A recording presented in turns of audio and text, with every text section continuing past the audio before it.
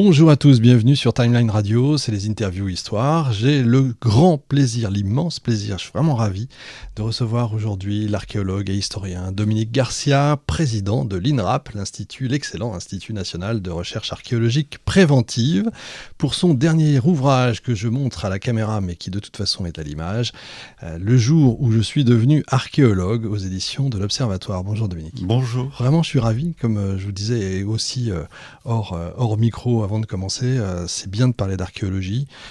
On va voir ce que ça entoure, parce qu'il y a beaucoup de gens qui se posent plein de questions, qui auraient certainement envie de devenir archéologue. Dans quelques jours, c'est les journées européennes, en plus de l'archéologie. Exactement. Idée géniale qui permettent de mieux comprendre. Dans ce livre, vous ne livrez pas uniquement une autobiographie intellectuelle, vous racontez comment est née votre vocation, en fait. Comment se construit un regard sur le passé, ça j'ai trouvé ça vraiment bien, et pourquoi l'archéologie est devenue selon vous, et vous allez nous expliquer, une discipline essentielle pour comprendre les sociétés contemporaines. Alors à travers une série de souvenirs personnels, vous revenez sur votre enfance dans l'Hérault, vos premières découvertes entre les vignes du Languedoc. Vous n'avez plus trop d'accent d'ailleurs. Bon, ça va, je me polisse dans ces milieux civilisés nordiques. Voilà. Vous dites que l'archéologie apparaît comme une école du regard. Qu'est-ce que ça veut dire ? Parce que pour moi, l'archéologie, c'était même avant d'être de l'histoire, de la géographie. Une manière de se situer dans l'espace. Et effectivement, quand on regarde, quand on essaie de se situer dans l'espace, on essaie de trouver des indices, des repères, des traces, pour savoir où on est, qui y avait avant nous, la manière dont on pouvait avancer. Et donc, effectivement, je crois que le regard est essentiel. On essaie de se saisir de l'ensemble des objets qui nous entourent. Effectivement, et je comprends mieux.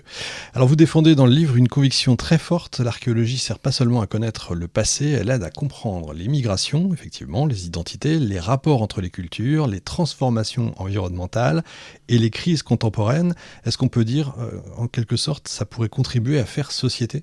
Je crois effectivement que l'archéologie est matière à convivence, parce que si on se met à la terrasse d'un café ou même dans un cours à l'université, qu'on dit tiens on va lancer un débat sur les migrations, on sera peut-être pas tous d'accord, ou malheureusement parfois on sera tous d'accord, tandis que si on situe ce débat sur des périodes anciennes, là en revanche on le pose sur des faits, sur des documents, et ça permet un petit peu de s'éloigner des problèmes actuels et de dire tiens voilà, l'homme c'est dans sa nature d'être un migrant, il y a eu des migrants à différentes périodes, voilà des migrations qui ont réussi, voilà des migrations qui se sont affrontées ou qui ont abouti contre un mur, et donc ça permet de multiplier les modèles. Moi je crois en une archéologie comme ça qui produit des modèles dont on peut se servir, prendre ou laisser certains exemples, et en ce sens-là, donc, l'archéologie peut être effectivement une manière pour faire société. Vous parlez de l'environnement,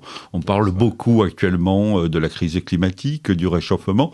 Voilà, étudier le réchauffement climatique sur la longue durée, c'est déjà constaté, et à ce moment-là, on ne peut pas le balayer d'un revers de main, que l'actuel réchauffement est lié à l'homme, et ça c'est le premier point. D'accord. Et ensuite, sur des périodes anciennes, où il y a eu d'autres réchauffements ou refroidissements qui étaient liés à des causes naturelles, on voit comment l'homme a pu résister, s'adapter, ou parfois disparaître. Et donc tous ces éléments-là me semblent aujourd'hui être utiles pour pacifier un petit peu le débat, l'ancrer dans des espaces communs, parce que tous, l'archéologie, il y a un savoir, mais c'est quelque chose que l'on peut partager avec tous les citoyens, parce que là où on voit un mur archéologue, tout le monde voit un mur, là on voit des squelettes, tout le monde voit des squelettes, et donc tout le monde a quelques petites connaissances ou quelques manières d'aborder le sujet. Effectivement, quand on voit des graines, vous avez apporté des tas de sujets, effectivement, de stockage, etc. Exactement. On va y revenir, évidemment.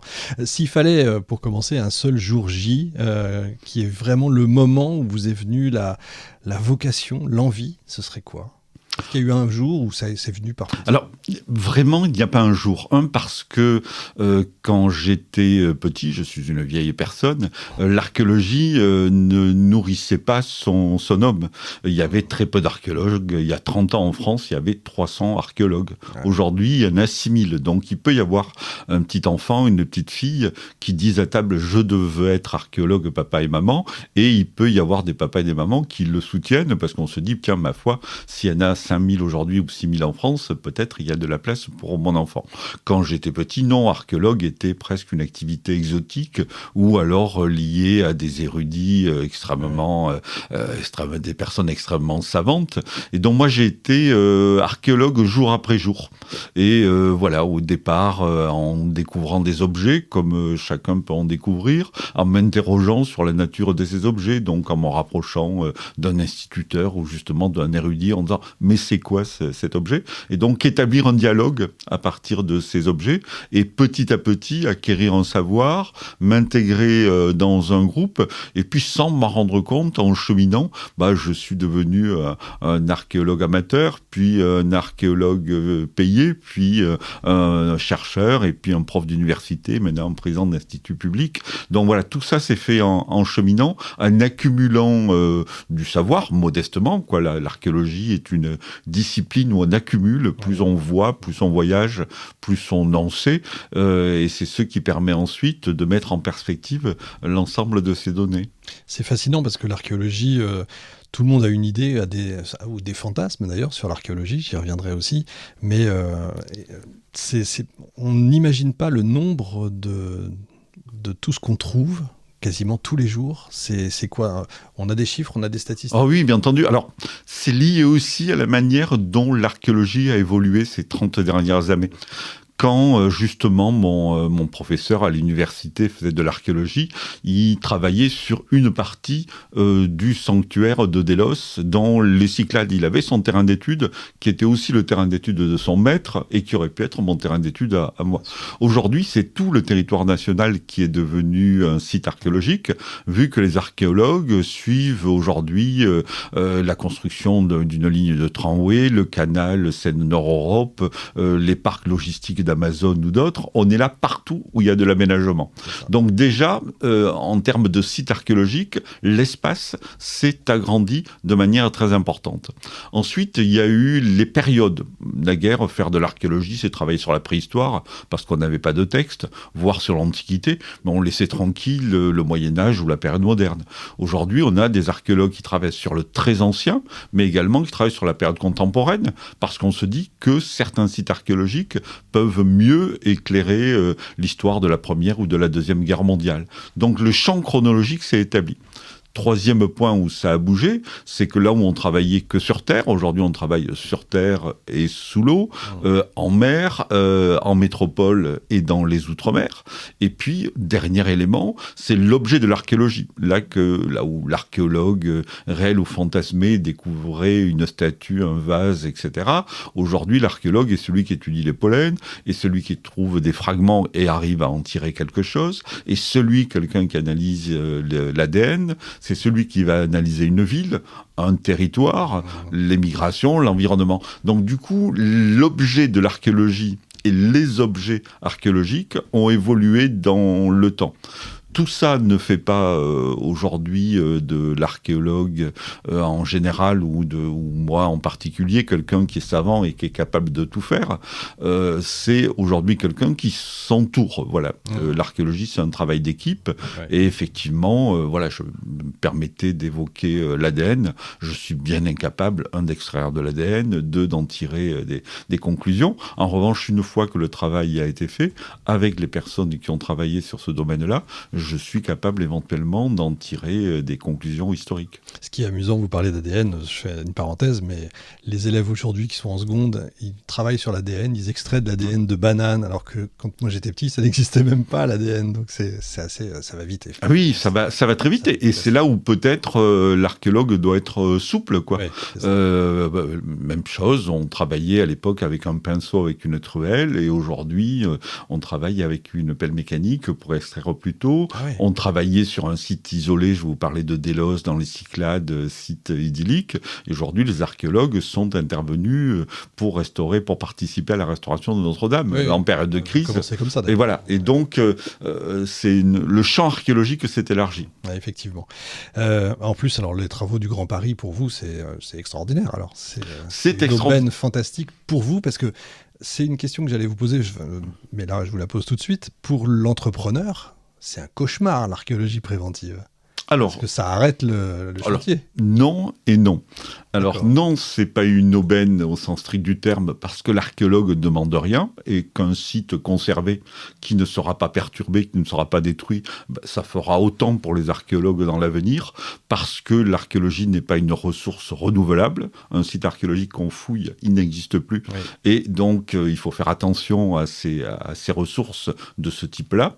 Et d'ailleurs, notre pays consomme beaucoup de patrimoine. Si vous allez à Rome, vous avez que 3 lignes de métro, non pas parce que les Italiens ne sont pas capables de construire des lignes de métro, c'est parce qu'ils sont conscients que s'ils font des lignes de métro, il y aura des vestiges archéologiques, ça va les détruire. Donc, et si nous on en a 15 à Paris, c'est parce qu'on a dit, on a trouvé une méthode, on va restituer par l'étude, on va faire d'abord passer les archéologues, et ensuite, une fois que les archéologues seront passés, ils auront démonté le site archéologique, ils l'auront étudié, et on pourra construire le métro. Donc la démarche, elle est dans ce sens-là. Donc on est des facilitateurs d'aménagement. Je ne vous dis pas que l'aménageur nous voit arriver avec un grand sourire, mais en tout cas, là où peut-être ils seront obligés de s'arrêter par sa propre conscience, ou peut-être par celle de l'opinion publique, devant une nécropole, devant un mur, devant une mosaïque, soit il casse, et à ce moment-là, il a quelques petits remords, ou il risque quelques ennuis, soit à ce moment-là, l'archéologue est intervenu en amont, c'est ce qu'on appelle l'archéologie préventive, et lorsqu'il vient, il n'y a plus de soucis.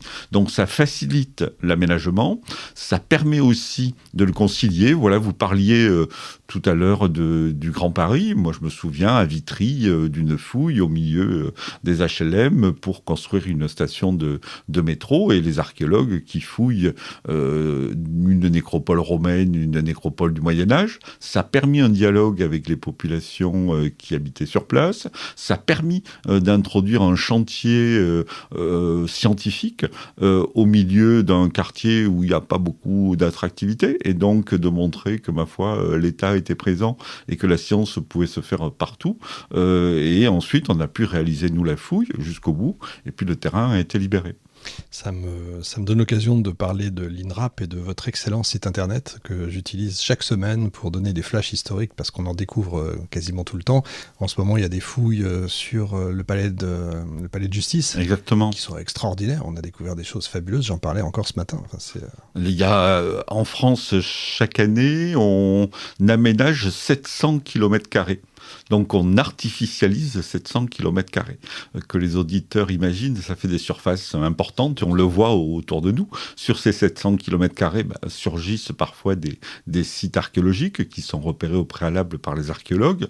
Et l'INRAP, on repère environ chaque année 2000 sites en France, de la préhistoire jusqu'à nos jours. Et ensuite, si le site est intéressant, parce qu'on ne fouille pas tout, on en fouille environ 200. Mais donc il y a l'INRAP qui est l'Institut national, il y a des services des collectivités, il y a même des officines privées qui interviennent sous le contrôle du ministère de la Culture pour fouiller ces sites. Et donc le principe, il est de tracer un cercle vertueux, c'est ce qu'a voulu la loi française, qui permet de concilier à la fois deux actions, l'aménagement du territoire et la connaissance du passé de ce territoire.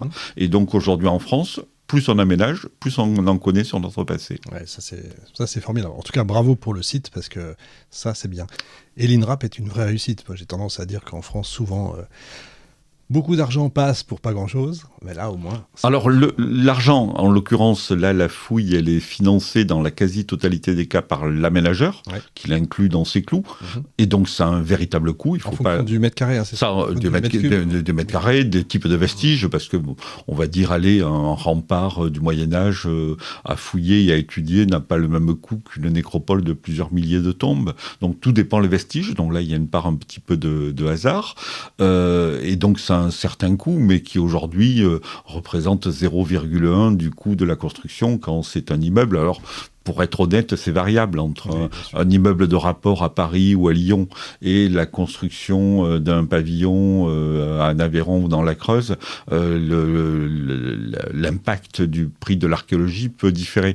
Mais globalement, c'est acceptable. Et vous parliez des Journées européennes de l'archéologie. On se retrouve aujourd'hui avec des mécènes qui sont des aménageurs, parce que des gens avec qui on a travaillé, des gens à qui on a discuté, et des gens qui parfois, petit détail ou anecdote, peuvent retirer une certaine fierté, parce que couler du béton, construire des acques, c'est un métier, on gagne sa vie, et puis ces gens-là ont un savoir-faire, c'est mes clients dont je ne dirais pas de mal, mais en plus, ces gens-là peuvent dire, tiens, quand même, on est mal aimé, quoi, parce que les gens ont besoin de route, ont besoin de prison, et on fait une route, les gens ne sont pas contents, on fait une prison, les gens rouspètent. Or, moi, les échos que j'ai, c'est que lorsqu'on trouve des vestiges archéologiques, en revanche, les citoyens, eux, sont heureux. L'archéologie est une discipline populaire qui fait rêver. Oui. Et donc, un aménageur qui a contribué à une meilleure connaissance du passé, il s'y retrouve. Et donc, on a depuis quelques années maintenant des aménageurs publics, de travaux publics, qui disent, attendez, on va vous aider pour les JEA, parce que associer notre nom à cette entreprise de partage de la connaissance avec les citoyens n'est pas quelque chose de négatif. Voilà, on essaie de travailler ensemble. Ouais, c'est malin, effectivement.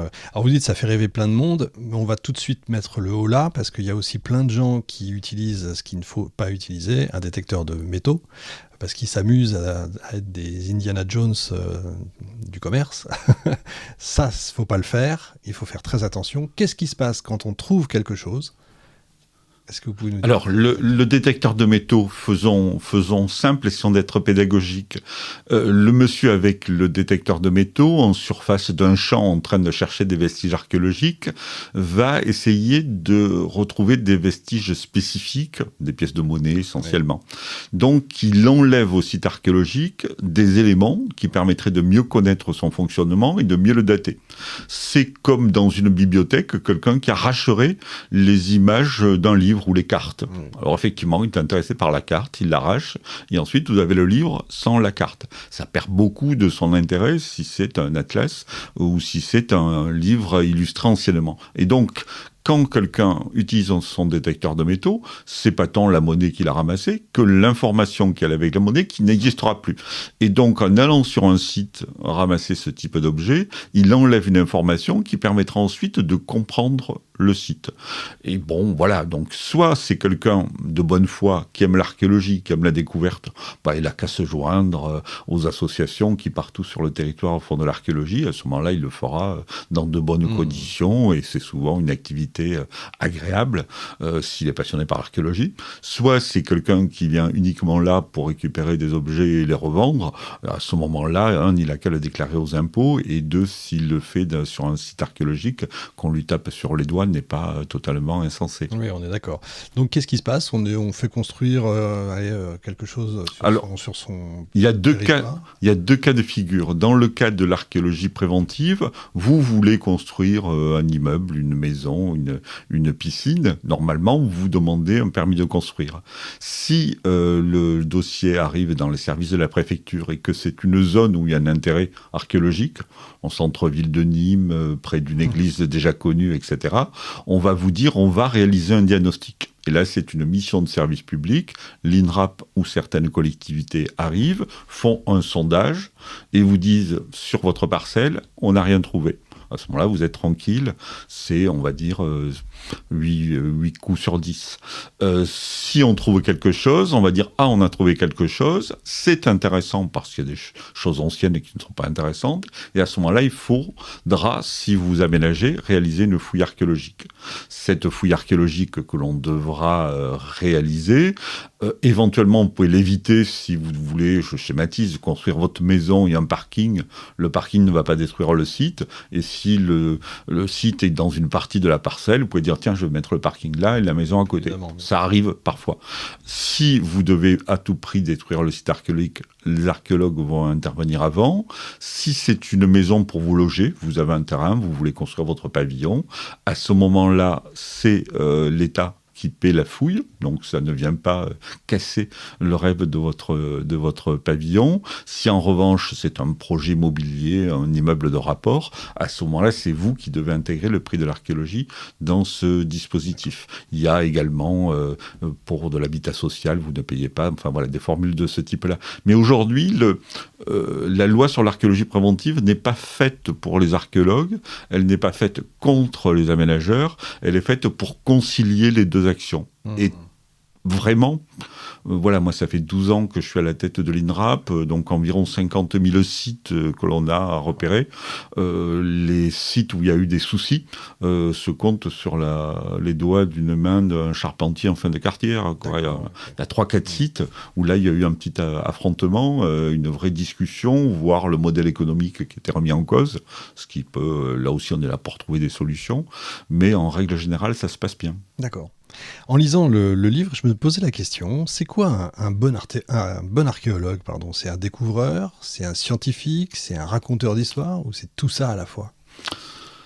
Alors bon, on a tendance à dire à penser qu'on n'a pas si mal manœuvré, donc je ne sais pas si je vais parler pour tous les archéologues, ou du moins je vais essayer de le faire.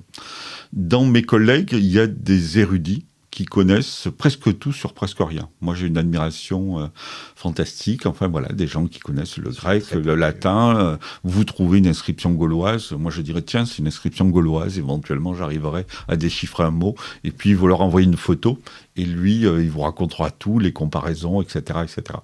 Donc, il y a des gens qui sont érudits et pour lesquels j'ai une grande admiration.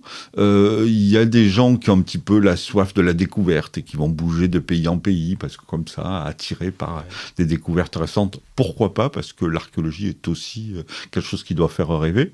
Et moi, j'aurais tendance à dire, alors je me mets dans le lot commun, dans la masse des archéologues, qu'on doit être présent partout. On doit être sur le terrain, parce qu'un archéologue, c'est quelqu'un qui produit des données. C'est même un des rares scientifiques qui produit lui-même ces données.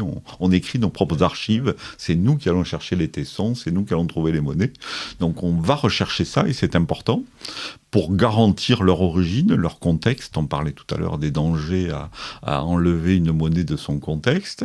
Et ensuite, il se doit de le restituer à la communauté scientifique, parce que si on fouille, c'est pas uniquement pour cumuler, c'est pas uniquement pour encombrer les musées, c'est aussi pour pouvoir dérouler un récit. L'histoire d'un site, l'histoire d'un territoire, l'histoire d'une pratique funéraire, religieuse, etc.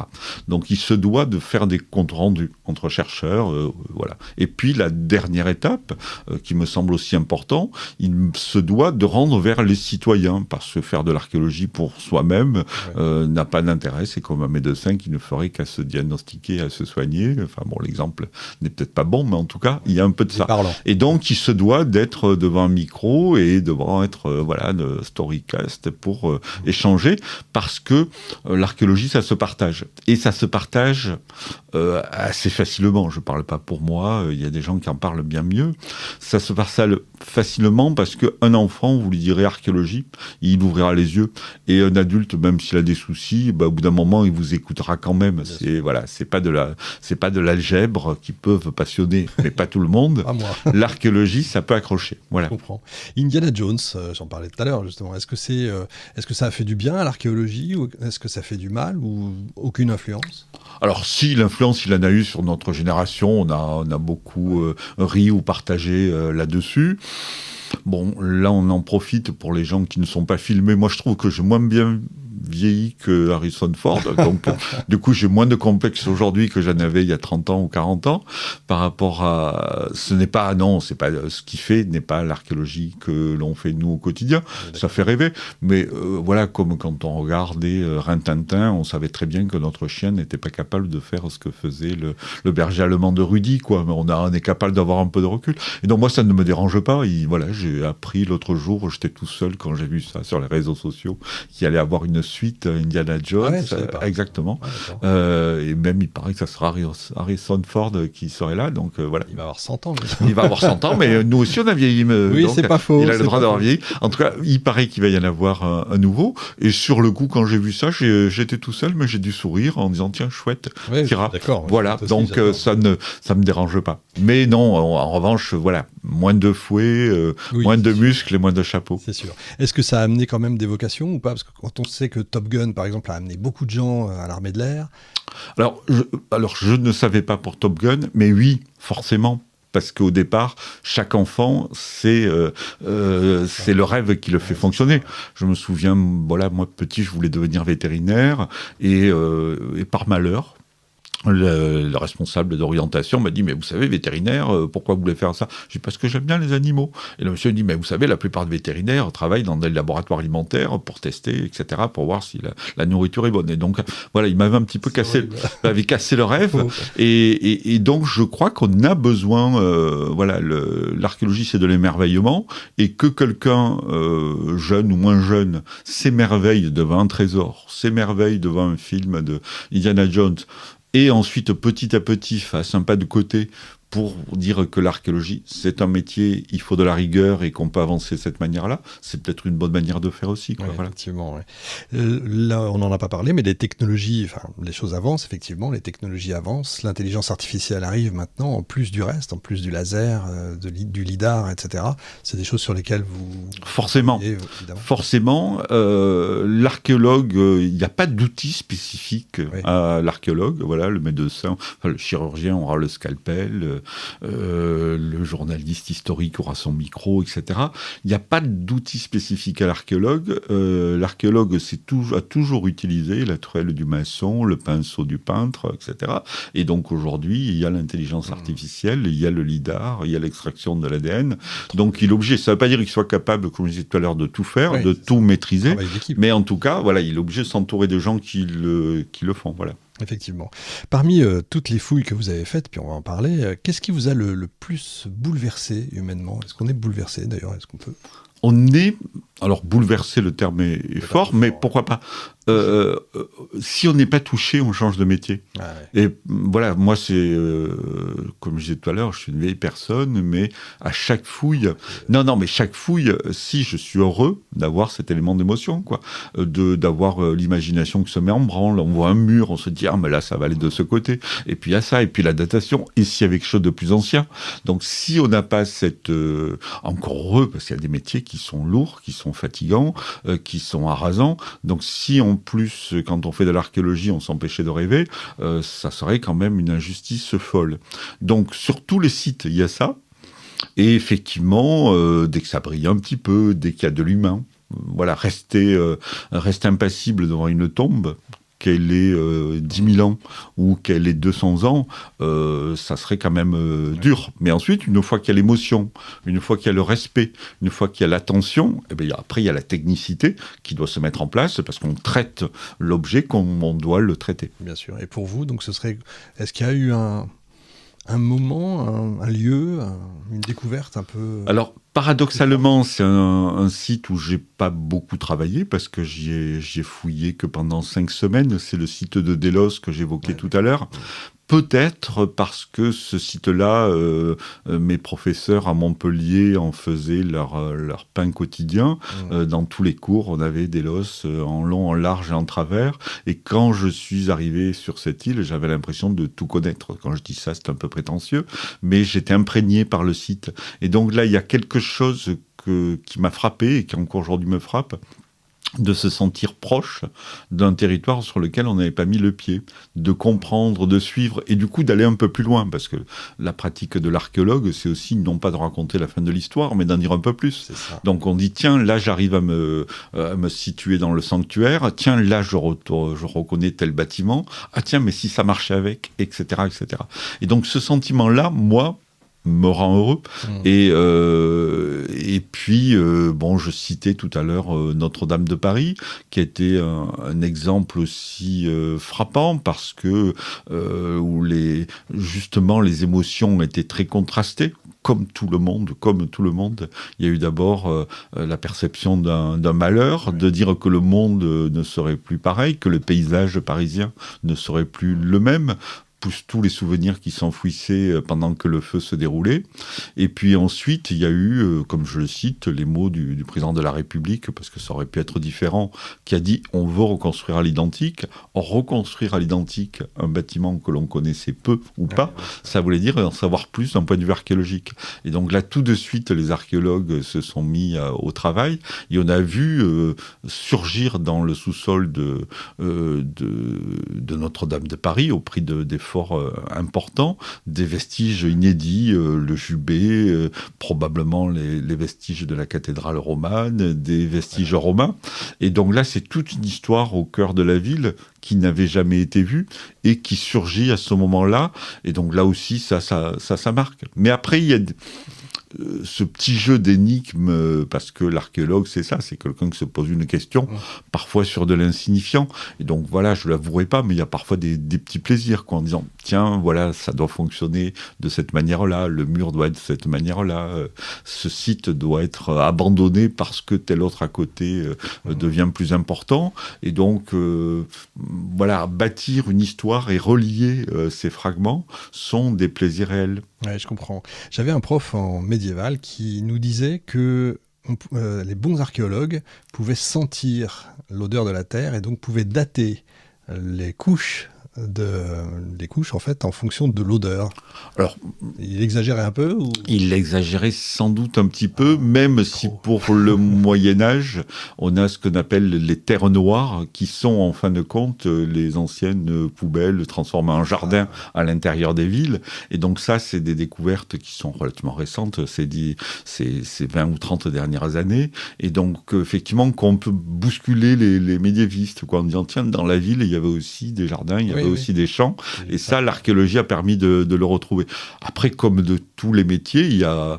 Alors, soit c'est de l'intuition, du génie, et je n'y crois pas trop, soit c'est tout simplement parce que l'archéologie est une affaire de reconnaissance, de comparaison. Ouais. Et donc, quand on a vu 50 vases, eh ben, on en connaît moins que quand on en a vu 500 000.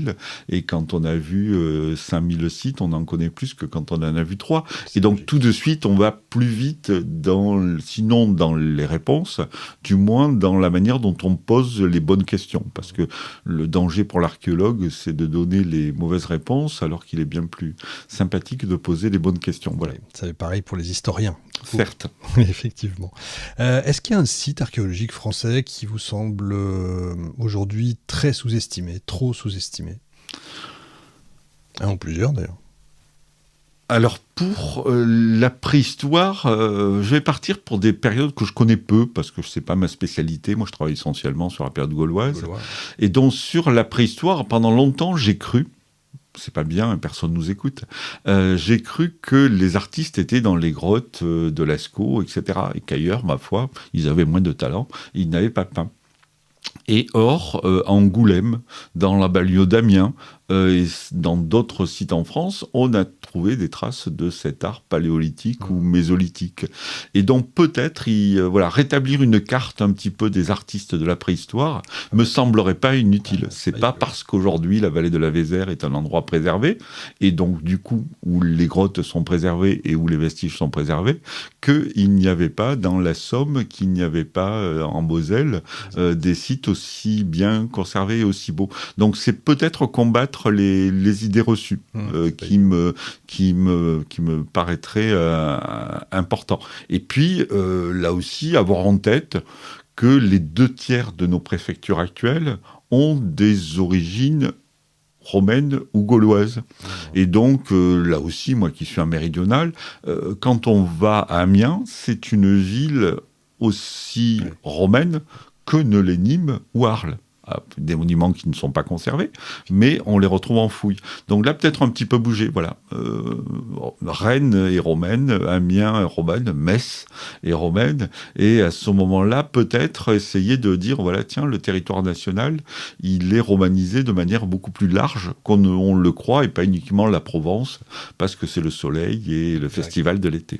Il faudra refaire une carte de France avec les noms en dessous. Exactement. Là, j'étais en train de chercher comment on disait Metz, je me souviens pas. Alors je devrais le connaître, c'est même dans Astérix.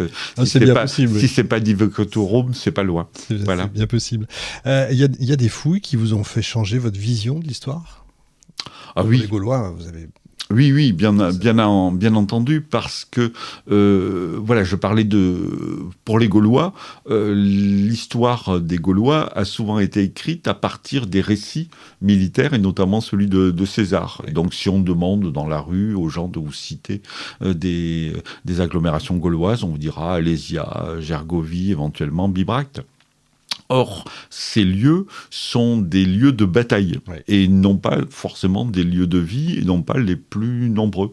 Et donc, voilà, l'INRAP, on a fouillé à Moulé, dans la Mayenne, une grande ville aussi importante, sinon plus, qu'Alésia, mais qui a été ensuite abandonnée après la période gauloise et qu'on a pu remettre au jour.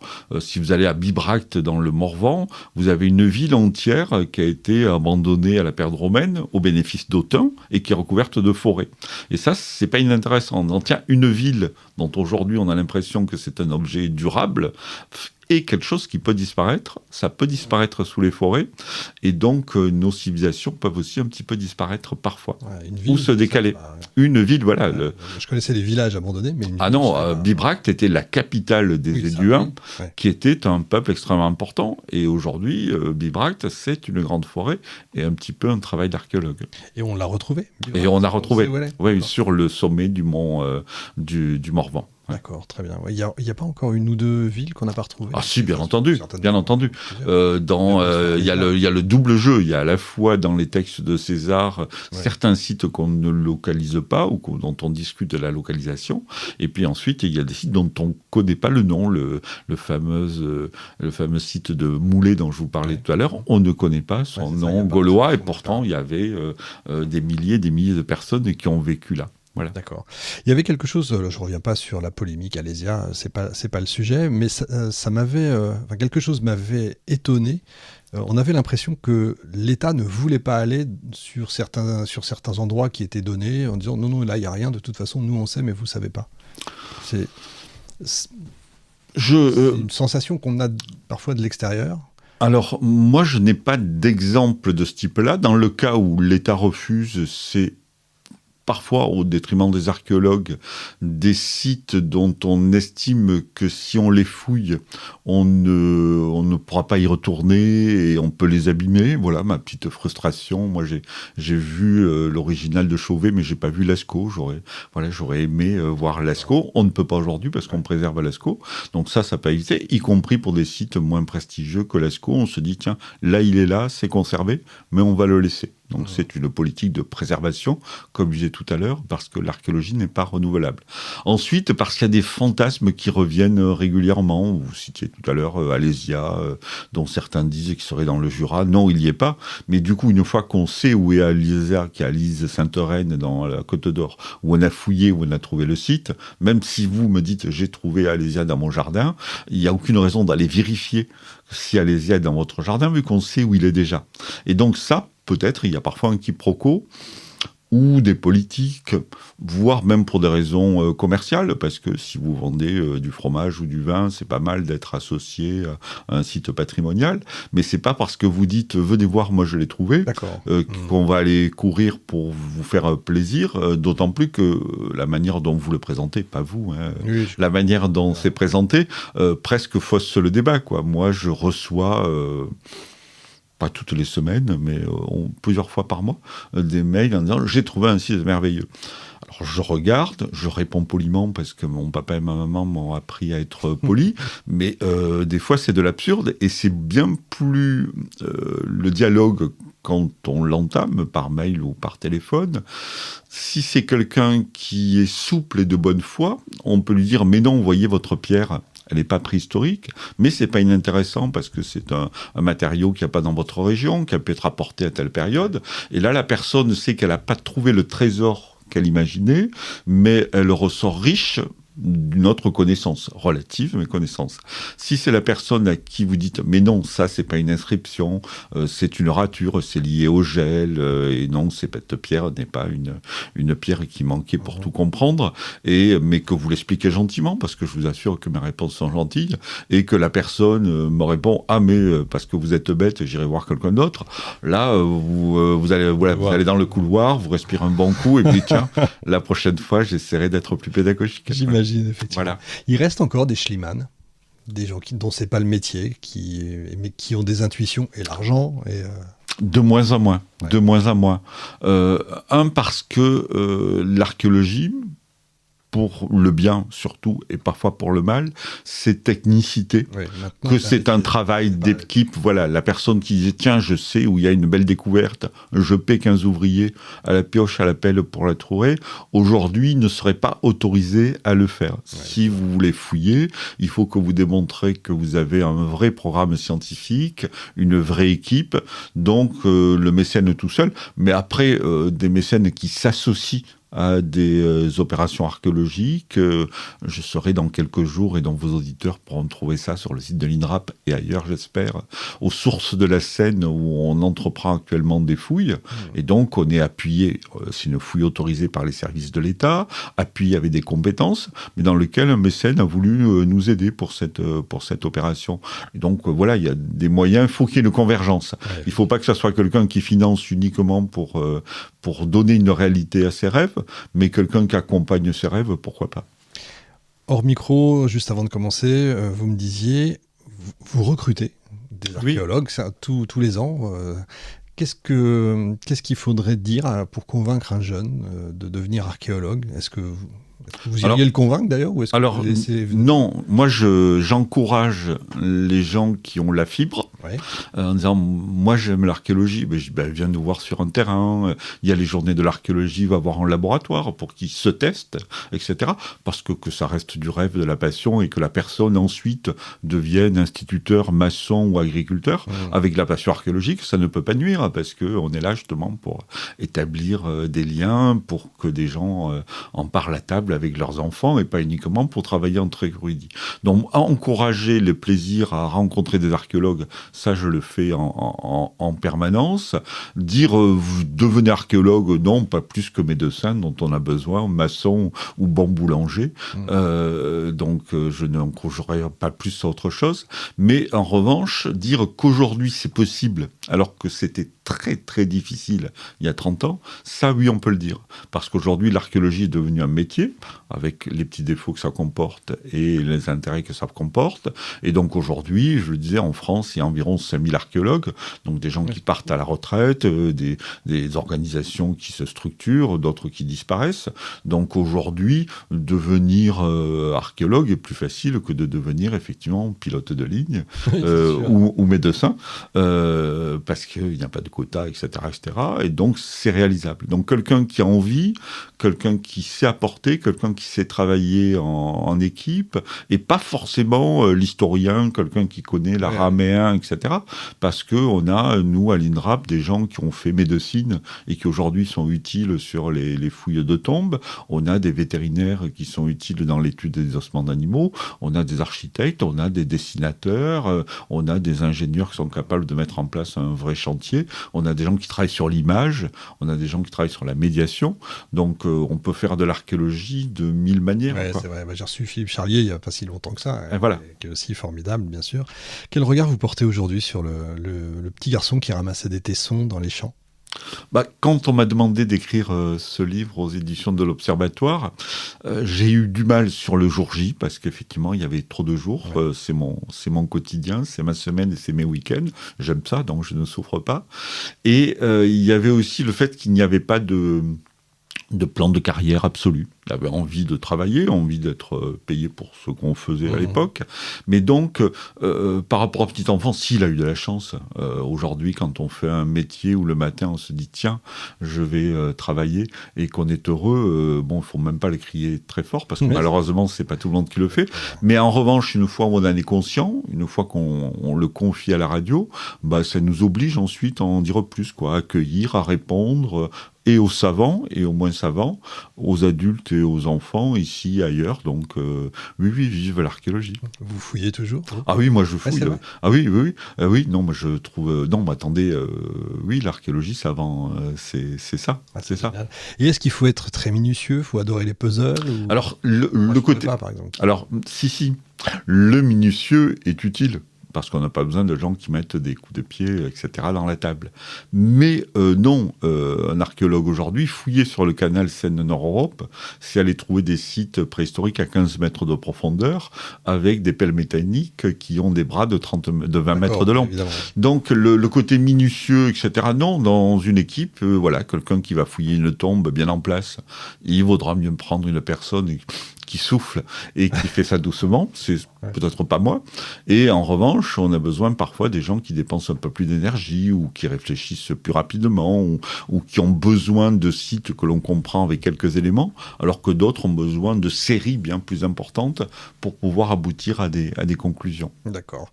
J'imagine que Rempart, à l'époque, que je connaissais, existe toujours. Existe, et je crois qu'ils ont même fêté un anniversaire avec eux une démarche associative assumée et un travail sur des monuments de qualité. Pour les jeunes notamment, je dis ça pour tester. Hein, effectivement, les fouilles existent dès le mois de juin, c'est bientôt.